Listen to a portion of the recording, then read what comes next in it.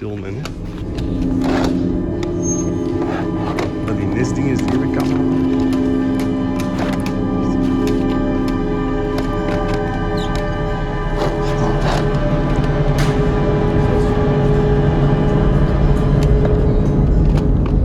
Het is zelfs te vol, die vindt niet goed vliegen.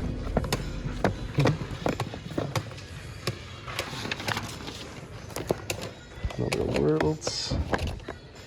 Echt, what the hell?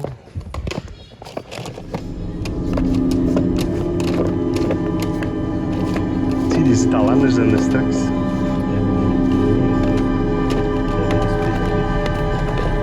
Welk? Zie je al?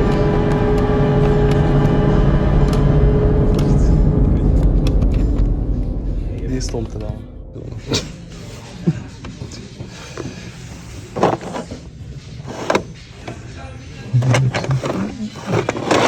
Zit die erin? Ja, het zit na 10 jaar, maar dan 250 of zo. Dat is niet 280? Ja, of 270, ik weet het niet meer. Maak hem het ook eens in, als je niet Sorry. U dacht klaar? Dat is voor mijn zoon.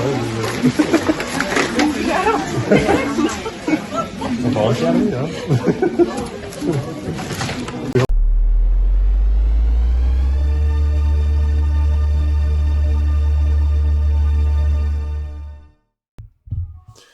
Hello everybody! Hello fellas! Welcome to another exciting episode of 16 Bitchim. This is a pretty special one. It was the retro day, like it is every year in early March. And to be honest, things were looking quite bleak. Me and my buddy Frederick, we visited 3 or 4 stores. And basically there was nothing there. And then suddenly we came in a store in Lier. They had a lot of Super Nintendo games, and they had Super Nintendo. The games were all priced €5, so that was pretty sweet. There was only one game that I didn't already have, and that was the Addams Family, the second Addams Family game on the SNES, boxed. I'll show you the picture right now. And then we visited Duffel, which hasn't been that great to me lately. Last time I found a boxed NES game, I believe there, or boxed. I don't know. I found a boxed game at least that I remember. But this year at the register there was like a bin full of games, and it was all retro games. So NES, SNES, Master System, Mega Drive, Mega CD, and then there were some Game Boy games and N64 loose games, and they were all priced in between €1 for the Game Boy games and like €10 for like the boxed NES games. Sega games were €5 or €7. I don't know how do they decide these prices, but they were pretty decent prices nonetheless. And I was like, holy shit, we have to be here early in the morning.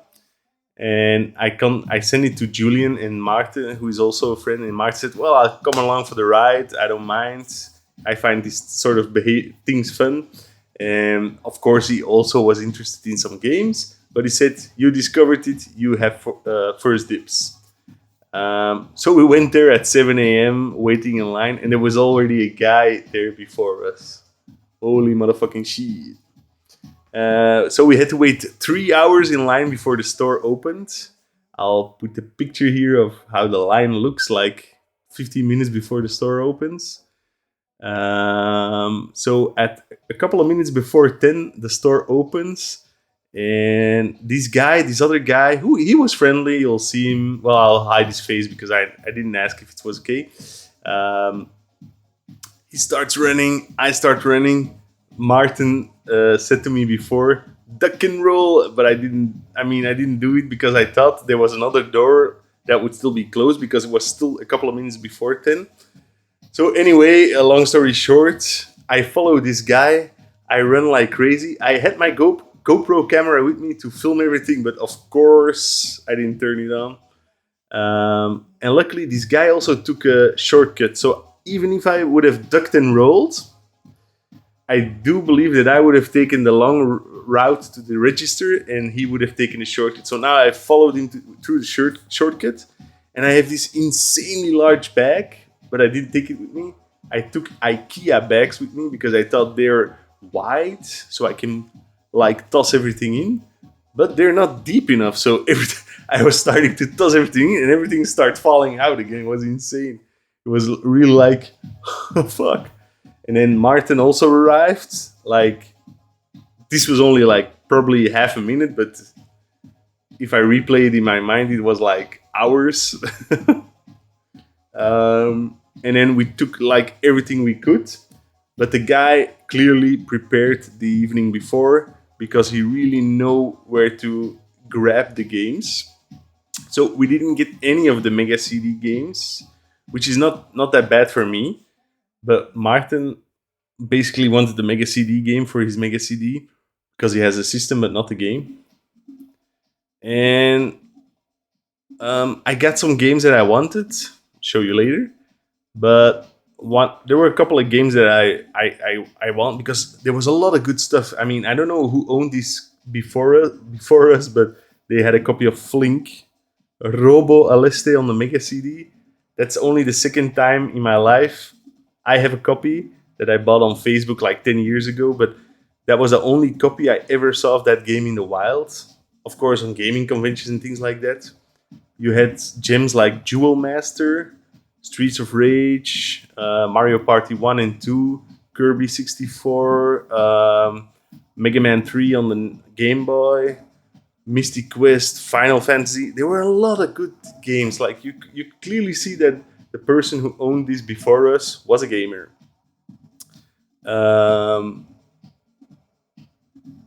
But I got a lot of games, but not the best ones. To be honest, to be fair, if it was me starting out my collection, this would have been supreme because, as you guys can see, this is all filled with retro games. I'll show you these. I will split the video, by the way, of the retro day in 2 or 3 bits because this will only be the video game score. And all the other bits will be the vinyl, the toys, and everything. Because holy shit, if I film everything, it will be a video of an hour. So yeah, let's get down to it. So, spoiler, I'd start talking to the guy, and he said, "Well, let's do some trades." And especially Martin was interested in those Mega CD games. There were 2 games that he didn't want, so he gave them to us. We gave a couple of good ones to him. I believe he took the Jewel Master, the Streets of Rage. And I hear you guys say, "Oh, those are expensive games." Yes, but I already have them also complete in my collection. And he had some games that I still wanted. For example, this one. Ooh. Congo Capers. USA SNES game. $5. Nice. I'm gonna some of these games, not the one that I'm keeping for myself, but will have their cases already swapped out because I'm gonna sell them or trade them with you guys. But I just checked the copies. If my copy was in worse shape than the copy I got today, or at least 2 days ago. And to be honest, a lot of manuals were missing, but otherwise these games were in pristine condition, or at least a lot of them. I didn't know I didn't have this yet, so I'm keeping this one. Urban Strike, €5. Empty, no manual. This one is another one I'm gonna keep. I also didn't have it. This one has its manual. Jungle Strike, $5. This one's pretty awesome. Loved it on the Amiga and Atari ST. Speedball 2, €5 also.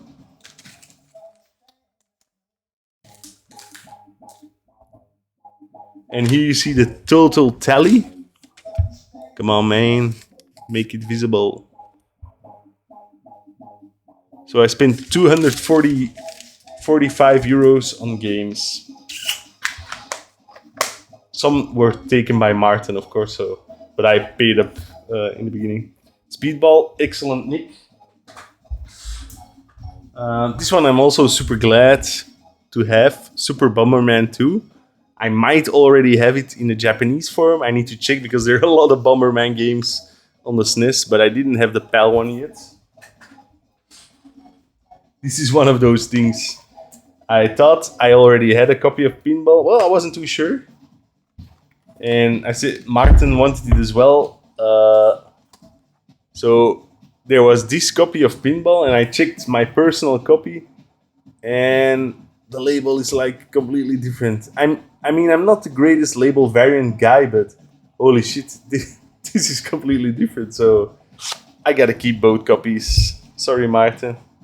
I also found a manual in my collection for it, and when I have a manual, I put them in these, and no box, I put them in these type of cases. Just so you know.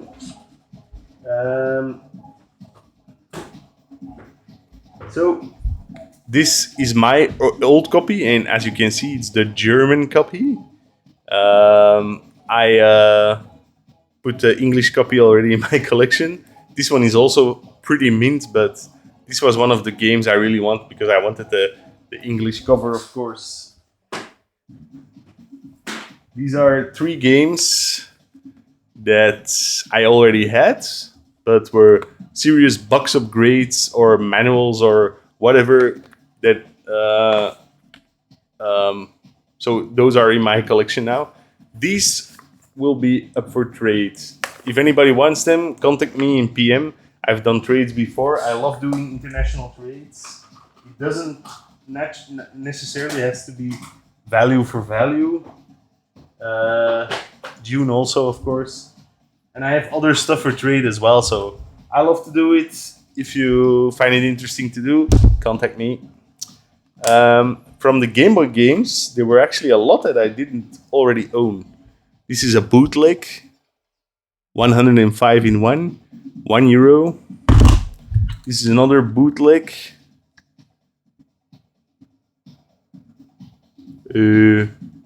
100, all new, 190 in 1. Holy schmoly. Cutthroat Island. Flintstones is one of the few I already had, so that's also up for trade. Casper, The Friendly Ghosts, A Lethal Weapon, which is kind of an expensive game. Probably shit as hell because it's ocean.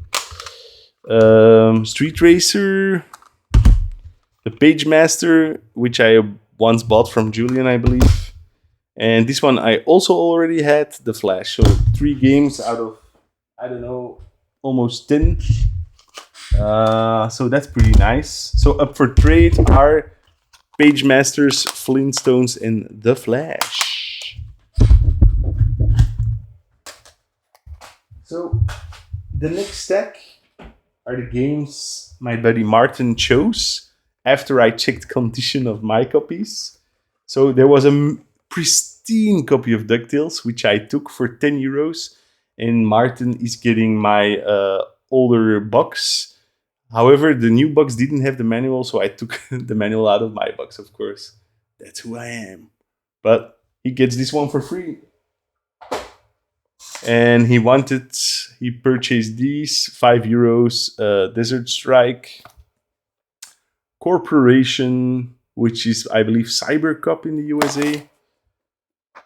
Street Racer, these are all 5s. I don't know, for some reason some games were marked 7, but most were marked 5.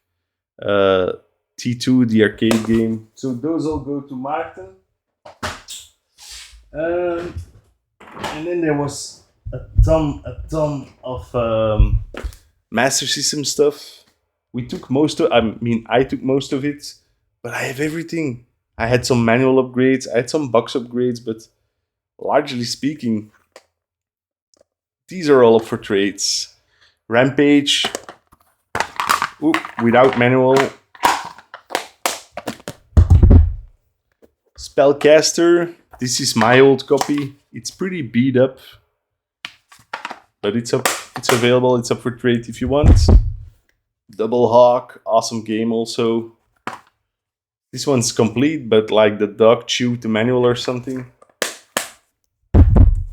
Dynamite Ducks. This one is perfectly complete. Only there's some like scuffs here. Woo, the cartridge keeps falling out. This one's an awesome game, by the way. It's one of the very first games I ever played in an arcade, and it's very cartoony, like Ducks, the main character. You can, if you do like keep the hitting button down, I believe, he charges up his glove. His hand becomes really big to throw a very big punch.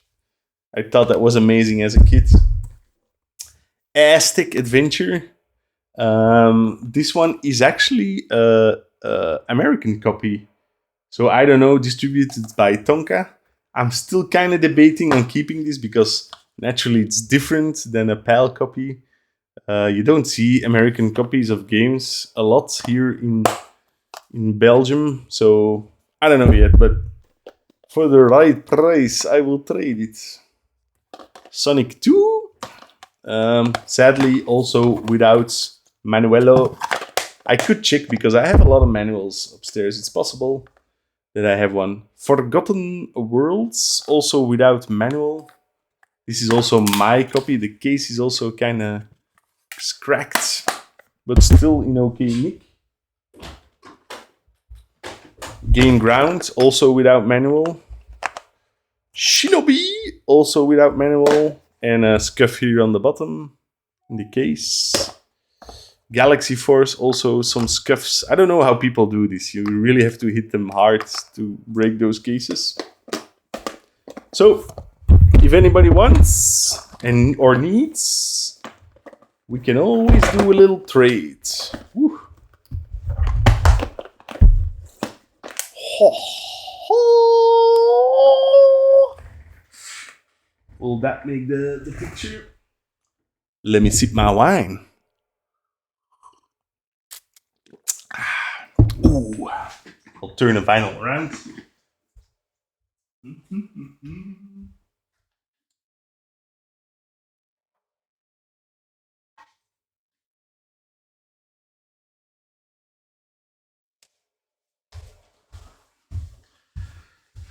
So, some more games. These are all NES games. Classic. Why did I take this? Nobody will want this. Maybe I can sell one of my double NESs with that. Everybody likes this one. Once again, why did I take it? This time I was smart. I left the Super Game Boys behind because I always end up with two. What? Fuck! 2 copies of Duck Hunt and Super Mario Bros. 3. Flintstones, Pal, another Super Mario Bros. 3. So, if anybody wants to trade, let me know. And then 2 more SNES games also available for trade. How many times can I tell this? Mortal Kombat 3 and Mystic Quest Legend, sadly, with this is actually my old copy. Whoop. The copy I got here was pristine, so I have it boxed. Now I have it boxed without a scratch. So, if anybody's up for these, let me know. So after we stayed there from 10 till 12, trading with the guy. Oh, there was also this mask Boulder Hill, which is like the big play set. And naturally, because I first went to the game, some other dude behind me went straight up for the toys, and he got the Boulder Hill. In a way, I'm glad because I really don't have the space right now for the Boulder Hill playset. But he already offered it online on like a Mercari style website here in Belgium, tweedehands.be, the next day. Well, the same day, I believe.